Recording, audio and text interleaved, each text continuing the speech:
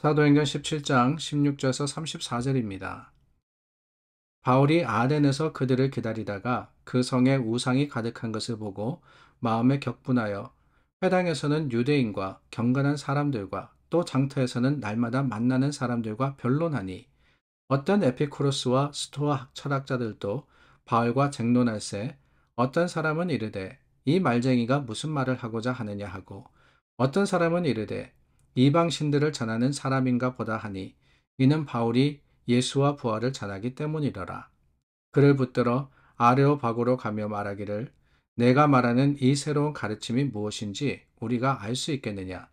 내가 어떤 이상한 것을 우리 귀에 들려주니 그 무슨 뜻인지 알고자 하노라 하니 모든 아덴 사람과 거기서 나그네 된 외국인들이 가장 새로운 것을 말하고 듣는 것 이외에는 달리 시간을 쓰지 않음이더라. 바울이 아레오바고 가운데 서서 말하되 아덴 사람들아 너희를 보니 범사의 종교심이 많도다. 내가 두루다니며 너희가 위하는 것을 보다가 알지 못하는 신에게라고 새긴 단도 보았으니 그런즉 너희가 알지 못하고 위하는 그것을 내가 너희에게 알게 하리라. 우주와 그 가운데 있는 만물을 지으신 하나님께서는 천지의 주제시니 손으로 지은 전에 계시지 아니하시고 또 무엇이 부족한 것처럼 사람의 손으로 섬김을 받으시는 것이 아니니 이는 만민에게 생명과 호흡과 만물을 친히 주시는 이심이라. 인류의 모든 족속을 한 혈통으로 만드사 온 땅에 살게 하시고 그들의 연대를 정하시며 거주의 경계를 한정하셨으니 이는 사람으로 혹 하나님을 더듬어 찾아 발견하게 하려 하심이로되 그는 우리 각 사람에게서 멀리 계시지 아니하도다. 우리가 그를 힘입어 살며 기동하며 존재하느니라. 너희 시인 중 어떤 사람들의 말과 같이 우리가 그의 소생이라 하니 이와 같이 하나님의 소생이 되었은즉 하나님을 금이나 은이나 돌에다 사람의 기술과 고안으로 새긴 것들과 같이 여길 것이 아니니라. 알지 못하던 시대에는 하나님이 간과하셨거니와 이제는 어디든지 사람에게 다 명하사 회개하라 하셨으니 이는 정하신 사람으로 하여금 천하를 공의로 심판하실 날을 작정하시고 이에 그를 죽은 자 가운데서 달리 살리신 것으로 모든 사람에게 믿을 만한 증거를 주셨음이니라 하니라. 그들이 죽은 자의 부활을 듣고 어떤 사람은 조롱도 하고 어떤 사람은 이 일에 대하여 내 말을 다시 듣겠다 하니 이에 바울이 그들 가운데서 떠나매 몇 사람이 그를 가까이하여 믿으니 그 중에는 아레오바고 관리 디오누시오와 다말이라 하는 여자와 또 다른 사람들도 있었더라. 복음의 사역은 숫자화 될 수 없지 않나 하는 생각이 듭니다. 무슨 말이냐? 우리는 흔히 그렇게 이야기하죠. 전도 나가면은 몇 사람에게 말씀을 전했냐, 또 몇 사람이 이 예수님을 영접했냐라고 말입니다. 그래서 선교지로 후원할 때도 항상 묻는 게 뭐냐면은 어떤 성과를 냈습니까? 라고 묻기도 합니다. 그리고는 얼마나 많은 집회를 행했습니까? 또 얼마나 많은 사람들을 모았습니까? 이런 것이 이 복음 전파의 척도가 될 때가 흔히 있습니다. 그런데 사실 복음이라는 것은 그렇게 형상화해서 숫자화해서 따질 수 있는 것은 아니죠. 겨자씨 같은 작은 말씀의 씨앗이 하나 떨어질 때 거기에서 정말 수많은 열매가 맺히기도 하고 아무리 많은 가시적인 효과가 있다 할지라도 결국에는 그것이 지속되고 또한 하나님의 기뻐 받으시는 온전한 헌신과 드림이 되지 못하면은 헛것이 될 때도 너무나도 많기 때문에 그렇습니다. 바울의 사역도 그런 것 같아요. 바울이 여러 도시를 다닙니다. 아시아 지역과 그리고 유럽을 다니면서 복음을 전하는데 어떤 곳에서는 많은 사람들에게 복음이 전해지고 또한 많은 사람들이 예수 그리스도를 믿게 되었지만 또 어떤 곳에서는 복음의 열매가 그렇게 드러나지 않는 것도 많이 있었습니다. 바울의 사역 현장만이 아니라 그 이후에도 그럴 때가 너무나도 많았어요. 무슨 말이냐? 고린도나 데살로니가나 빌립보나 이런 곳에는 교회가 세워집니다. 그리고는 그 교회를 통해서 바울의 시대만이 아니라 이후에도 계속해서 복음이 전파되고 복음이 들려지는 귀한 사역이 이루어지고 있는 것을 우리는 보게 됩니다. 그런데 여러분 궁금하지 않으세요? 바울이 마게도냐로 갔습니다. 지금의 그리스다라고 말씀을 드렸죠. 근데 그 그리스의 중심되는 도시는 어디냐? 지금도 그렇지만은 그때도 아테네였습니다. 성경에는 아덴이라고 표현을 했는데 영어로는 Athens 이렇게 이야기하죠. 아테네라는 곳이 이 모든 경제와 문화와 뿐만이 아니라 우리가 잘 알듯이 철학의 중심지였습니다. 그런데 성경에 여러분 아덴 교회라는 말을 들어보셨나요? 아덴 교회, 데살로니가 교회, 빌립보 교회, 뭐 고린도 교회, 갈라디아 교회, 뭐 여러 교회들이 있는데 이 아덴 교회는 익숙하지 않지 않습니까? 왜 그러느냐? 아덴에서는 복음이 잘 전해지지 않아서 그렇습니다. 물론 말씀의 씨앗을 뿌리지 않은 것은 아니지요. 바울도 그 아덴에서 많은 사역을 했습니다.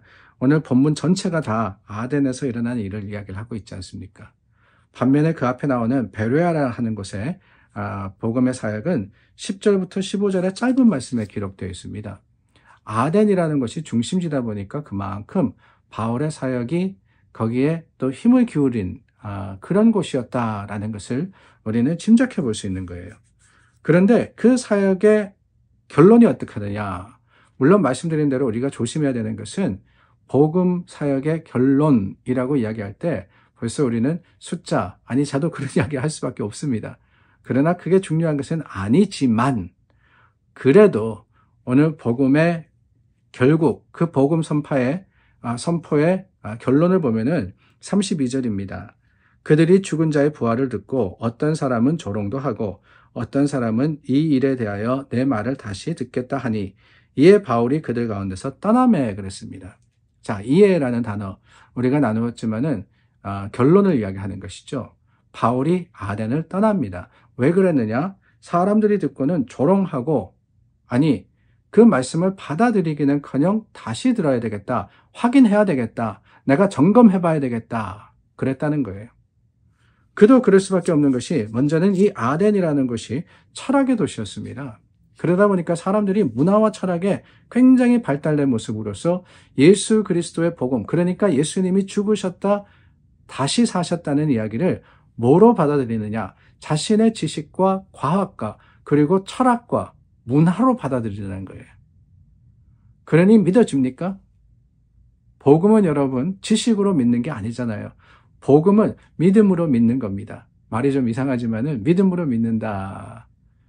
그러니까 우리의 지식과 상식을 초월하는 하나님의 주시는 확신을 가지고 우리는 믿음 생활을 하는 것이지 우리가 이해했다 그래서 우리에게 수긍이 된다 그래서 복음을 믿는 것은 아니라는 것이지요. 그렇다면 여러분 이 아레오파고에서 토론을 하면서 예수 그리스도에 대해서 들었던 사람들 그들이 믿지 못했던 것은 당연합니다. 그런데 그것만이 아니라 여러분 여기에 또 하나 제가 마음에 생각이 드는 것은 바울의 복음 사역이 아덴에는 조금 달랐지 않았냐라는 생각이 듭니다. 자, 바울이 아덴에서 전한 복음 여기 보면은 그 바울의 설교의 말씀을 이야기를 적고 있는데 거기 보면은 이 바울의 복음 선파가 이전과는 조금 다릅니다. 이전에는 주 예수를 믿으라. 그리하면 너와 내 집이 구원을 받으리라 라고 했는데 지금은 어떻게 하느냐 설명을 하고 있어요. 아덴의 사람들에게 철학적으로 종교적으로 이런 일이 있었다. 너희가 믿는 신과는 다르다. 어떻게 보면은 가르치고 있는 것 같지 않나 라는 생각이 들더라는 거예요. 저는 그게 오히려 복음의 위력을 가리운 것은 아닌가라는 생각이 듭니다. 바울이 복음을 전할 때 정말 성령을 의지하여서 성령의 능력으로서 사람의 마음이 움직이도록 선포한 것이 아니라 그 사람들이 믿든 말든 예수 그리스도는 부활하시고 다시 사셨다라는 사실을 담대하게 이야기하기보다는 봐라. 너희가 믿는 신들은 이런 신들이고 내가 믿는 신들은 이런 신이고 그럼으로써 이 철학적인 논리로 가지고 토론을 하다 보니까 오히려 그 복음의 놀라운 능력이 희석돼 버린 것은 아닌가라는 생각이 들었습니다. 물론 제 생각이 좀 지나친 것일 수도 있습니다. 그러나 여러분 이전에 베레아 그 베레아에서의 사역은 성경 말씀을 선포하는 데 있었어요. 그 전에 우리가 보았던 데살로니가에서도 마찬가지입니다. 성경 말씀을 가르쳤습니다. 그런데 아덴에 와서는 성경 말씀을 가르치는 것보다는 그들과 토론한 거예요. 여기 나오는 그 토론의 장소 아레오바고라는 곳이 바로 그런 곳이거든요. 철학의 토론을 하는 곳입니다. 거기서 복음을 토론하다 보니까 이런 결과가 나오지 않았나. 복음이라는 것은 그렇습니다. 세상이 알아주고 세상이 이해해주고 세상이 용납하느냐 마느냐 그게 중요한 게 아니에요. 복음은 전하는 겁니다. 우리는 전하면 되는 겁니다.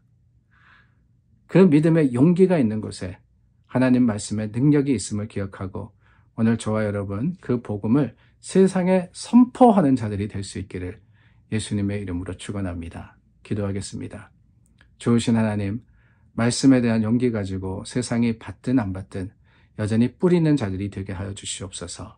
예수님의 이름으로 기도드립니다. 아멘. 오늘도 말씀과 능력 가운데 하루를 시작했습니다.